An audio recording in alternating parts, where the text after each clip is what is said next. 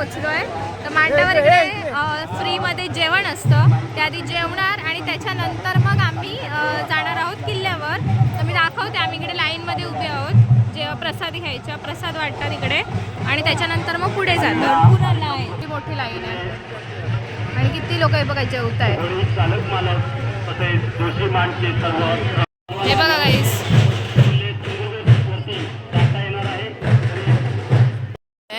आणि बघा एवढी मोठी लाईन आहे जेवणासाठी.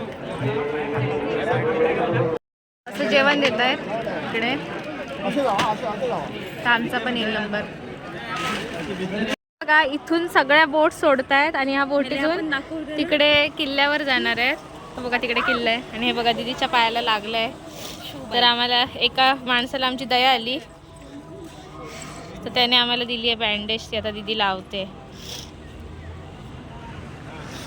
ती एक बोट आहे, त्याच्यामध्ये बसले आहेत लोक आणि आता हे सगळे जण, हे बघा किल्ला आहे तिकडे, सिंधुदुर्ग किल्ला आहे, त्या सिंधुदुर्ग किल्ल्यावर जाणार. इकडून पण बोटी सोडतात, सगळीकडून सर्व्हिस चालू आहे.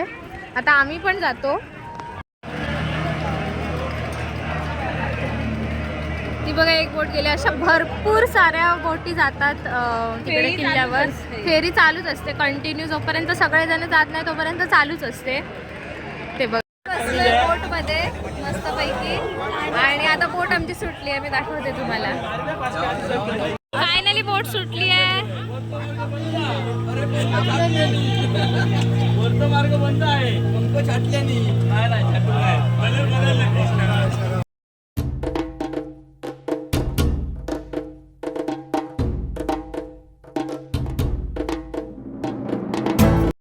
एकदम फ्रेश वाटतंय ना. आता आमची एनर्जी ऑन झालेली आहे समुद्राच्या जवळ आल्यानंतर आणि खूप जास्त भारी वाटतंय आम्हाला. एकदम भारी एक्सपिरियन्स.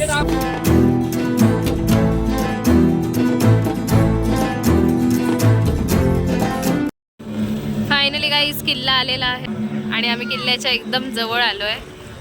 आमची बोट आली आहे एकदम जवळ, बाकीच्या बोटी तिकडे उतरवत आहेत. आणि ते बघा सगळी माणसं ऑलरेडी आली आहेत.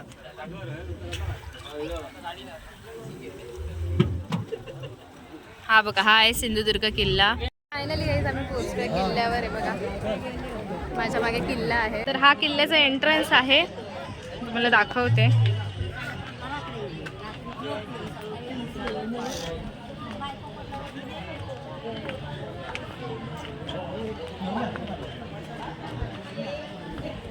हा मेन दरवाजा आहे इकडचा. चला, मी पण काही खूप वर्षांनी इकडे आले, भरपूर वर्ष झाली मी आले नव्हते. काय सुंदर सजवलंय. दीदी पण खूप वर्षांनी येते इकडे. छत्रपती शिवाजी महाराजांचे हाताचे आणि पायाचे ठसे आहेत, तर आपण बघायला जाऊयात ते आधी पहिला. बघा गाईस, हे बघा केवढं मोठं आहे आणि ते बघा तिकडे एवढं सुंदर डेकोरेशन केलं आहे. पण आपण आधी ठसे बघून येऊया पायाचे आणि हातांचे, कारण देव यायला अजून वेळ आहे ना दीदी. देव यायला अजून खूप वेळ आहे, तर त्यापूर्वी आधी आपण ठसे बघून येऊया. आणि त्या गडाच्या कशा आहेत बनवलेल्या आणि केवढ्या मोठ्या आहेत बघा. इकडे आहे हे छत्रपती शिवाजी महाराजांच्या पायाचे ठसे आहेत. हे बघा, हे बघा, ह्याचं मंदिर बनवून ठेवलंय. ते बघा दीदी तिकडे काय करते. थैसून कोण इला ना, ते खाचा आहे बा. इकडून तिथे दिसतं, म्हणजे समजा इकडून जर शत्रू आला तर शत्रूला बघण्यासाठी किंवा इकडून कोण येतंय त्याच्यासाठी ही सुविधा केलेली आहे. हे बघा,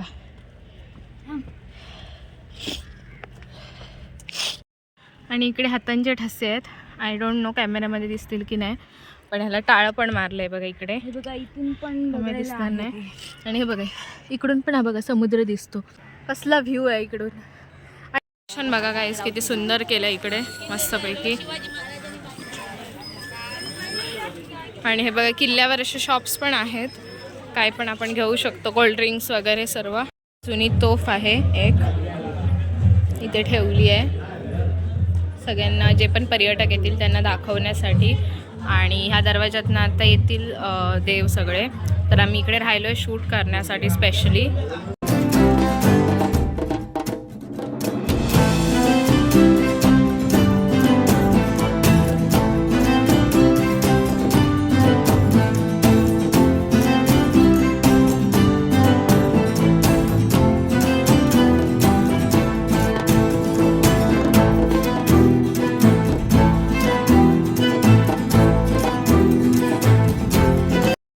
एवढे सारे स्पॉट्स आहेत. पहिलं म्हणजे शिवराजेश्वर टेम्पल आहे हे सुद्धा, म्हणजे हे आतमधली मूर्ती आहे आणि हे असं बाहेरून दिसतं.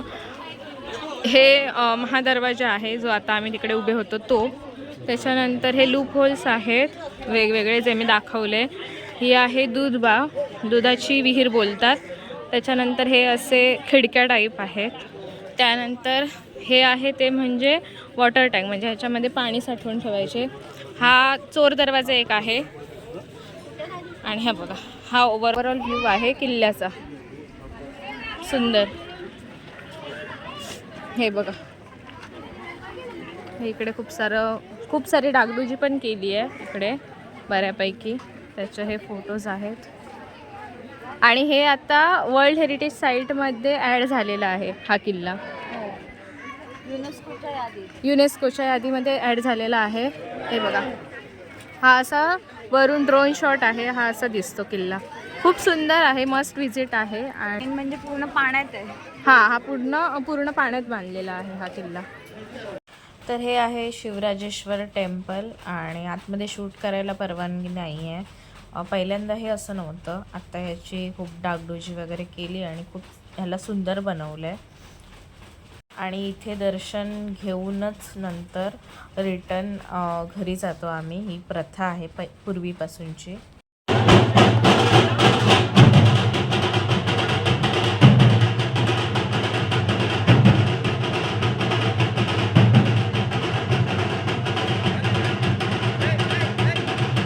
देव मंदिर आहे आणि इकडून भुयारी मार्ग आहे जो की जातो आमच्या तिकडे ओझरच्या इथे महादेवाच्या मंदिरामध्ये. आता आम्ही नमस्कार करून येतो.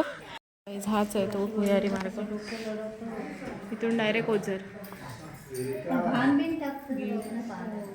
ती विहीर, दुधाची विहीर, दूधबाव बोलतात त्याला. हे बघा, इथून अशी वाट आहे जायला, अशी दिसते. एवढीच आहे ही. पावसाळ्यात ती पूर्ण भरत असते.